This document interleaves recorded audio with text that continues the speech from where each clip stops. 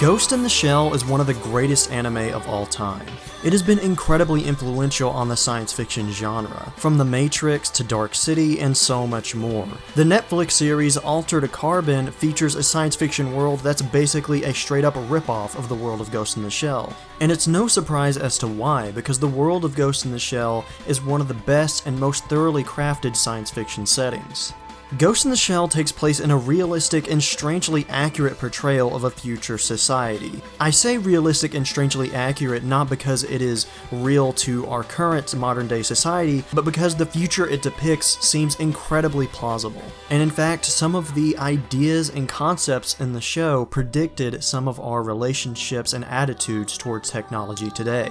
In Ghost in the Shell, everyone is cyberized, whether you are completely prosthetic, meaning you have an entirely cybernetic body, or you just have parts of your body that are cybernetic. Pretty much everyone has cybernetic enhancements, from eyes to arms, and most people have cybernetic brains. And in this cyberized world, humans are said to have ghosts. Even if your entire body is replaced by prosthetics, you are still said to have a ghost, which is your consciousness and who you really are as a person.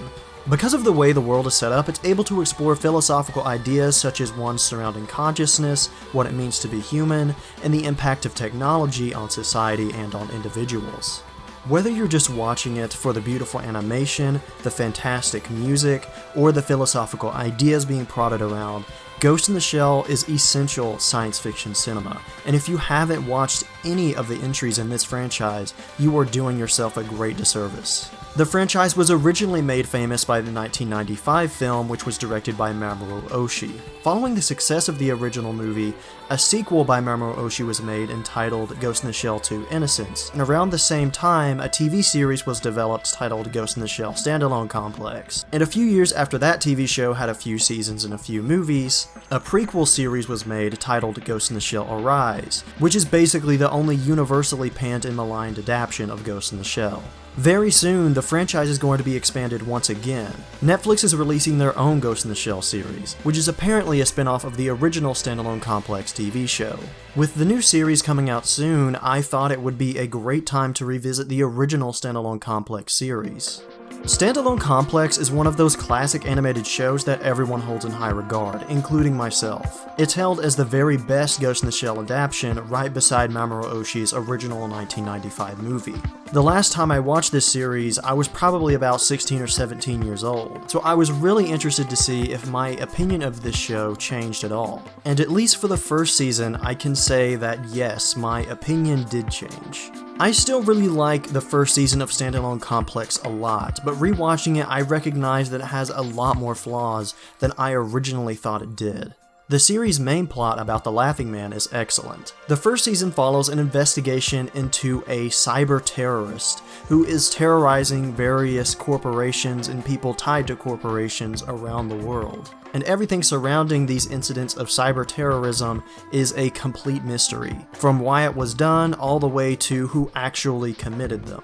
This main plot is really engaging, and at the end of the day, it's what makes the first season of this show good. Without a doubt, it has some of the best story writing in the entire season. That isn't to say that all the episodes that don't follow this story aren't worth watching. In Standalone Complex, there are two types of episodes. There are the complex episodes, which follow the main story, and the standalone episodes, which serve more as one-off adventures. The standalone episodes serve to flesh out the characters in the world, and this means that in terms of lore and characters, Standalone Complex is the deepest adaptation of the Ghost in the Shell manga. In fact, I'd say that's one of the top things this series is remembered for, is how much it went into exploring the world of Ghost in the Shell as well as its characters. I think what makes the world and character building of Standalone Complex so notable though, is how everything is explained to you. Despite Ghost in the Shell being a franchise known for copious amounts of exposition, most things about the world of Ghost in the Shell are not explained to you. A lot of the mechanics and lingo of the world are slowly revealed to you through character actions interactions and conversations that they would naturally have with each other. There's no fish out of water protagonist here, so that other characters can explain to the audience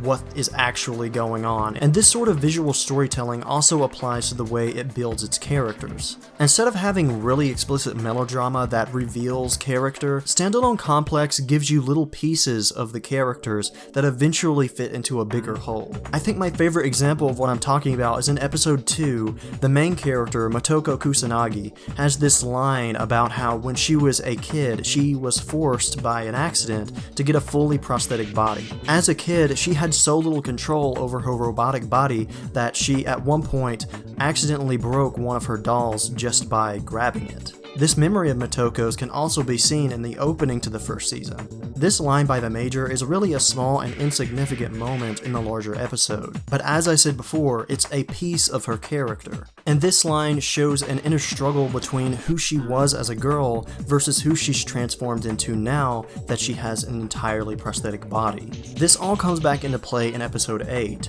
At the beginning of the episode, we see Motoko Kusanagi in a hospital staring at a young girl in a hospital bed. Even though nothing explicitly is stated in the episode, we can see through shots of Motoko looking at this little girl that she self-identifies with this girl's struggle because of what Motoko went through as a little girl herself. This makes the ensuing plots of the episode kind of a personal one for the character, and that's really driven home when at the end of the episode she glances at a small watch that's on her wrist, and as she stares at the watch, she slowly moves and bends her fingers as if to test the control of her body. Even though nothing is explicitly stated in this scene, again, because of the visual imagery, we're told that this watch is some sort of symbol of her past, and that every time she looks at it, it reminds her of the little girl that she used to be, and the transformation that she had to overcome in order to become who she is. It's yet another small moment in the series that adds a piece to the puzzle of the character of Motoko Kusanagi. Standalone Complex also weaves its existential themes throughout its narrative in a more subtle way than the original movie did. The original movie had lots of explicit dialogue about philosophical ideas, but in Standalone Complex, a lot of these ideas just kind of sit in the background. Instead of it being a central part of the narrative, it's more like extra meat that you can chew on after the episode's over. Something that's also often praised about the series is the soundtrack. Standalone Complex has an impeccable soundtrack composed by Yoko Kanno, who you might know for composing the music for Cowboy Bebop. I tend to use her music a lot in my videos. Piano Black from the Cowboy Bebop soundtrack is a go-to for me, and in my last video about Fast and Furious, about half of the background music used in that video was by Yoko Kanno from the Ghost in the Shell soundtrack. But as I said before, the first season of this show really didn't hold up as well on rewatch for me. Even though I do still consider it one of the better Ghost in the Shell adaptations, there's a lot of flaws this time around that I noticed that didn't really stick out to me before. The first is that there's a lot of standalone episodes here that are kind of just forgettable fluff. They're entertaining and engaging when you're watching them, but beyond that, they're really not memorable at all. And some of these episodes are just downright bad. For example, there's an episode where the Major goes into the internet in order to find out more information about the Laughing Man. The first problem I have with this episode is its depiction of the internet. Even though the internet of Ghost in the Shell is fictional and is supposed to be more indicative of the internet of the future, it just seems really odd to portray the internet in the way that it does. It portrays internet conversations as if it's some sort of game show where people choose to either participate or just sit there and watch. I guess I could get over this in concept, except the entire episode is nothing but a giant exposition dump.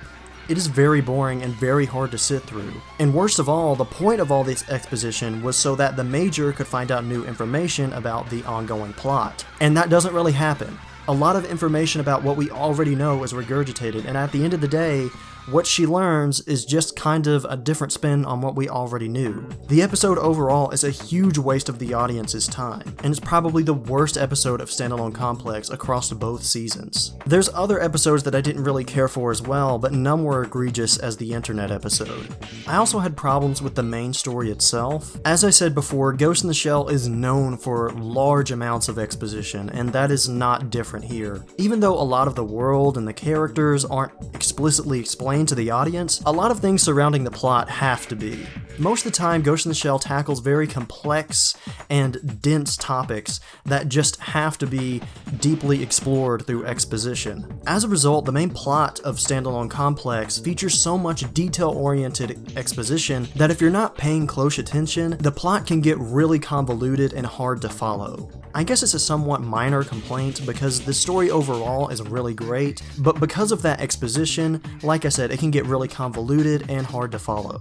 I also found that the ending to the main story was really dissatisfying. There's this cliche that I see particularly in anime where it tries to tie everything up as being all part of the plan. And without getting into spoilers here, that's kind of what this show does at the end of season 1, and it's not satisfying at all. It really is lazy writing. There's a bunch of stuff that happens during this season that could have had a huge impact on the second season, but instead of the writers sticking to their guns and actually using a lot of mental power in order to figure out answers to the problems that they present, they just sort of all hand-waved away by saying, oh, this one character had this big grand plan, and it was all part of that plan, now everything's fine. On top of it being a dissatisfying ending, a big problem with the whole it was all part of the plan conclusion is that the plan has to be really airtight without any logical holes for you to say, hey, if this went wrong, this would have totally fucked up, or hey, if this didn't happen, this plan wouldn't have worked.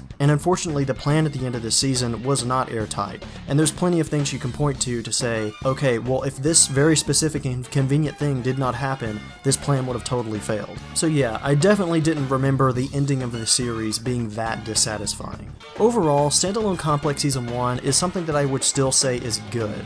It's one of the better Ghost in the Shell adaptations. At this point during my rewatch, I was starting to wonder if my opinion of the series overall would start to wane. I was worried that a lot of the problems I experienced in Season 1 would also be present in Season 2. But then I actually watched Season 2, or as it's referred to, Standalone Complex: The Second Gig. The Second Gig is an amazing sequel.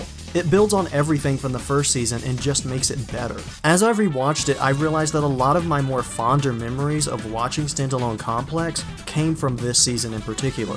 One interesting thing that I learned while rewatching it is that Mamoru Oshii, the director of the first two Ghost in the Shell movies that were so critically acclaimed, actually helped with the plot of this one, which I think is partially an explanation for why it's so much better than the first season. The plot of The Second Gig centers around war refugees. Obviously, these refugees have nowhere to go, but they're also sort of draining the economy of Japan, and it's creating lots of civil unrest and tension between the refugees and the people who want them out of the country.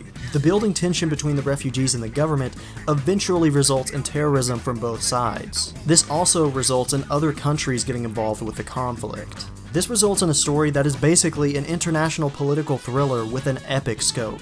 The show's philosophy also sort of changes to fit that. A lot of the ideas explored within the second season focus more on large societal and political ideas. The idea of individualism that is presented in the first season is also expanded upon with the terrorist group Individual 11. The idea behind the group is that they all have a base philosophy upon which they base their actions, but ultimately they are all separate individuals doing their own thing and executing that philosophy in different ways that they see fit. They're not a homogeneous group, they are a standalone complex.